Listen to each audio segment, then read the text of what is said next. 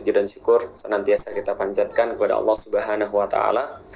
Begitupun juga salat dan salam semoga tercurah dan terlimpahkan kepada baginda Nabi besar Muhammad sallallahu alaihi wasallam. Teman-teman sekalian, saya tahu teman-teman pasti sudah mendapatkan banyak sekali opini, banyak sekali sudut pandang tentang satu berita ya, tentang berkaitan dengan azan. Tapi bagi saya secara pribadi, saya cuma ingin mengatakan dan menyampaikan sebagian daripada sudut pandang saya juga yang berkaitan dengan kewajiban saya secara pribadi untuk untuk bisa memberikan pemahaman kepada umat muslim pada khususnya ataupun pada yang lain tentang problematika yang seperti ini. Dan kalau saya secara pribadi juga itu sering sekali, bahkan hampir pada semua video-video saya itu saya mencoba untuk tidak hanya membahas tentang satu berita atau satu hal yang sedang mungkin dibicarakan, tapi saya coba ingin memberikan sebuah pola, sebuah proses yang terjadi pada background, sehingga teman-teman nanti ketika ada situasi apapun itu bisa menggunakan pisau bedah yang sama. Jadi begitu saya mendapatkan berita tentang pengaturan azan itu, yang pertama kali yang saya pikirkan adalah kenapa? Itu sudah pasti. Kenapa ada kebijakan semacam ini?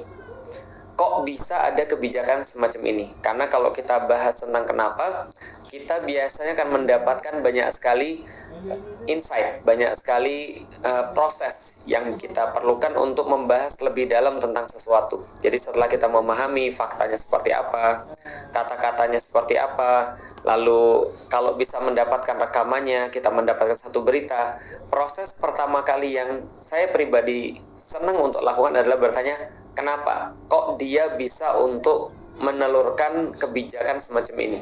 Atau kok seseorang itu bisa berbuat yang semacam ini? Karena kita sudah tahu bahwasanya tangan kita, lisan kita itu cuma perpanjangan daripada akal kita dan hati kita.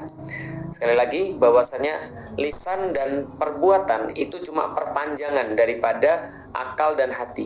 Maka yang saya mau cari adalah apa yang dipikirkan oleh akalnya dan apa yang dirasakan oleh hatinya, apa yang berlangsung di keheningan yang tidak terlihat sehingga menghasilkan sebuah keputusan yang terlihat seperti itu. Itu kalau saya. Nah, maka saya coba untuk berpikir lagi. Misal contoh, teman-teman kalau sering nonton video saya, itu pasti sering mendapatkan saya tuh banyak membahas tentang simbologi. Bukan simbologi, membahas tentang simbol, tentang seseorang kalau sudah mencintai sesuatu tuh tanda-tandanya apa, alamat-alamat orang jatuh cinta tuh apa. Dan salah satu yang paling kuat kan tanda-tandanya adalah simbol. Misalnya, dulu ketika SMP saya tuh sangat senang baca komik. Ketika saya baca komik senang, otomatis apapun yang berkaitan dengan simbol di komik itu saya pasti senang.